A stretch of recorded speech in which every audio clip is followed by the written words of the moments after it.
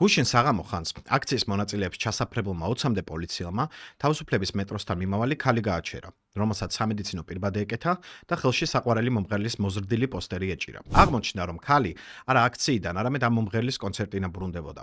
პირბადე კი იმიტომ ეკეთა, რომ გასაკეთებელი კბილები დაეფარა. მიუხედავად იმისა, რომ ქალის მონაყოლს მისი და მისი მეგობრების კორეული პოსტერები ადასტურებდა, პოლიციელები მას იქამდე არ მოეშვნენ, სანამ კამერა მომარჯვებულებს ის ცარიელი ადგილები არ აჩვენა, სადაც მისი კბილები უნდა ყოფილიყო. იმის გამო, რომ ეს ქალი რუსთაველის პროტესტის შესახებ სათანადოდ ინფორმირებული არ იყო, გულწრფელად ვერ გაიაზრა კონცერტიდან მომავალი პოლიციამ რა მიზეზით გააჩერა. როცა მიხვდა, აღშფოთებულმა იკითხა: არ გრცხვენიათ პირბადის გამო რომ მაჩერებთ და გასაკეთებელი კბილების ჩვენებას მაიძულებთო? პირბადე რომ იკეთე, იმიტომ გამაჩერეთ? სირცხენია, რისთვის მაჩერებთ მართლა? თავმოყარეობა შელახულმა პოლიციელმა კი უპასუხა: რას ნიშნავს გრცხვენია? ჩვენი საქმე ეს არისო. ჩვენი საქმე ეს არის. პოლიციელის ამ პასუხს ალბათ წლების შემდეგ თაობები საბჭოთა სატირული ანეკდოტის მსგავსად გაიხსენებენ. ოღონდ დღეს ეს ანეკდოტი 15 დღემდე ადმინისტრაციულ პატიმრობას ითვალისწინებს. უპრეცედენტო ფორს-მაჟორით, ზუსტად ერთ კვირაში, პარლამენტად წოდებულმა ივანიშვილის ფერმამ ქუჩის გადაკეტვისთვის და დემონსტრაციაზე პირბადის ტარებისთვის პირველ შემთხვევაზე 15 დღემდე ადმინისტრაციული პატიმრობა, მეორე შემთხვევაზე კი ერთ წლამდე სისხლის სამართლის პასუხისმგებლობა დაადგინა. პრეზიდენტად წოდებულმა კალიგულას ცხენმა კი კანონს ხელი იმავე საღამოს მოაწერა, რომ ივანიშვილის პოლიციელებს შემდეგი დღისთვის უკვე მოესწროთ კანონის ამოქმედება და ხალხის ნიჩბით ციხეში ჩაყრა. აგენტების კანონისა და მედიების შემზღუდველი კანონისგან განსხვავებით, ქართული ოცნების სპიკერებს აღარ უთქვამთ, რომ ქუჩის ამკრძალავი კანონიც ამერიკული შედარებით სუსტი ვარიანტია. ერთი მარტივი მიზეზის გამო. არც ერთ თავისუფალ ქვეყანაში ადამიანის გამოხატვის გამო ციხეში არ ყრიან. მეტიც, რუსეთსა და ბელორუსშიც კი ქუჩის გადაკეტვის ან დემონსტრაციაზე ნიღბის ტარების პირველი შემთხვევა პატიმრობასთან ერთად სასჯელის ალტერნატიულ ზომად ჯარიმასაც ითვალისწინებს. ქართული კანონმდებლობა კი მხოლოდ პატიმრობას. ამ კანონის გამოყენებით 40-მდე ადამიანი უკვე დააკავეს. ნაწილი პირბადის ტარების, ნაწილი კი გზაზე გადასვლის გამო. და ვინმეს გულწრფელად გჯერათ, რომ ეს ადამიანები კრიმინალები არიან და მათი საპატიმროში ყოფნა სამოქალაქო წესრიგის ან კანონის უზენაესობის დაცვას ემსახურება? ვინმეს გჯერათ, რომ ეს ცივსისხლიანი რეპრესიები მხოლოდ პროტესტის მონაწილეებს მიემართება და თუ კი პროტესტი შეწყდება, სისხლის მსმელი რეჟიმი ბალახის მჭაველად გადაიქცევა? პირიქით, რეპრესიები გარდაულად დამძიმდება. შეიძლება მხოლოდ სამიზნე. სანამ კორეელი პოპსტარის კონცერტიდან მომავალი ქალის მსგავსად, ის თქვენი ან თქვენი ახლობლების ფეხებთან არ დაიჩოქებს. თუ ჩემი არ გჯერათ რეჟიმის ყოფილ პრემიერს ღარიბაშვილს და მის გარემოცვას შეხედეთ. ვერანაირი პერსონალური ლოიალობით მან თავისივე პატრონისგან თავი ვერ გადაირჩინა. თუ ესეც არ დაგარწმუნებთ, თავად ამ ყველაფრის შემოქმედს მაინც დაუჯერეთ.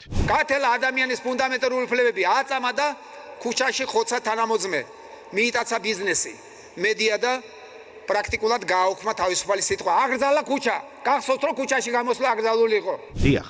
7 წლის წინ ჯერ კიდევ გასაოცარი დემოკრატიის ხანაში, ზუსტად იქ, სადაც დღეს მისი პოლიციელები თავიანთ მოქალაქეებს ქუჩაში დგომის გამო ციხეში ჩასაყრელად უსაფრდებიან, ივანიშვილი აღშფოთებით იხსენებდა წინა ხელისუფლების რეპრესიებს.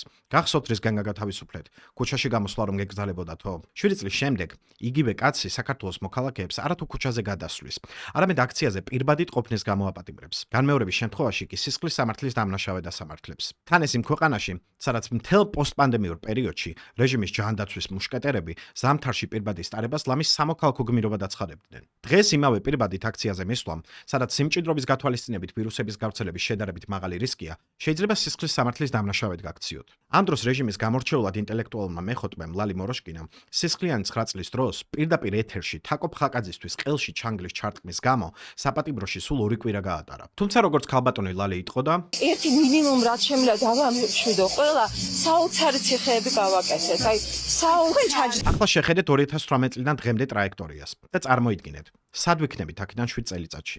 თუ ერთმანეთის გამხნევებით და უსამართლობასთან შეურიგებლობით ძალისხმევას არ გავაერთიანებთ და რეჟიმს არ შევცვლით. მოდით კალაძეს დავესესხოთ. თქვენ ხართ თავისუფალი თაობა, რომელიც არასოდეს მოითმენს ვინმეს მხრიდან ჩაგვრას. ეს არის ამაყი თაობა, რომელიც არასოდეს აიტანს ვინმეს მხრიდან დამცირებას.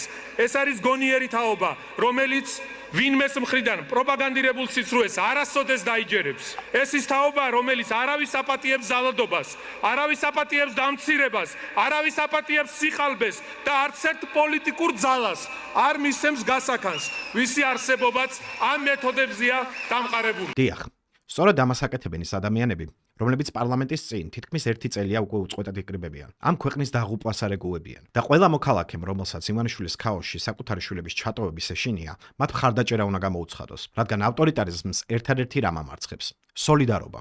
რეჟიმის მიერ შექმნილი მტრის ხატის მიუხედავად, ყველა ნორმალურ მოქალაქეს უნდა ესმოდეს, რომ 6 შვილის მამა, მხატვარი ლევან მარგიანი, რომელიც რეჟიმმა ქუჩაზე გადასვლის გამო 6 დღით იზოლატორში გაუშვა, არანაირ აკაცუკის არ წარმოადგენს. გაგრიდან დევნილი ხანში შესული აზა ადამია, რომელსაც სამედიცინო დიაგნოზის გათვალისწინებით პირბადი სტარების გამო ათობით პოლიციელი დაკავებას უპირებდა, არავისი აგენტი არ არის. ორივე საკუთარი ქვეყნის პატრიოტია, რომლებსაც ეს ქვეყანა რუსული ჭაობისთვის არ ემეტებათ. და მოქალაქეებს გვმართებს, რომ ეს დავინახოთ და სოლიდარობის განცდით ვიმოქმედოთ არავინმე სხვისი, არამედ საკუთარი თავის და საკუთარი ქვეყნის გადასარჩენად. და ამისთვის ყველა თქვენგანს იდეალური შესაძლებლობა აქვს. 26 ოქტომბერი, როდესაც რესპუბლიკის მოედნიდან პარლამენტამდე დიდი საპროტესტო მსვლელობა გაიმართება. ყველას, ვისაც ამ საზოგადოების იმედი არ დაგიკარგავთ და გჯერათ, რომ ქართველები აუცილებლად მივაღწევთ ჩვენს ისტორიულ მიზანს, შევცვლით ბოროტ-რუსულ რეჟიმს და გავხდებით დასავლური ოჯახის სრულფასოვანი წევრი, მოგიწოდებთ გამოხვიდეთ და შეუერთდეთ თქვენს თანამოქალაქეებს, რომლებთანაც გაცილებით მეტი რამ გაერთიანებთ, ვიდრე განგასხვავებთ. ამიტომ ყველას გელოდებით 26-ში,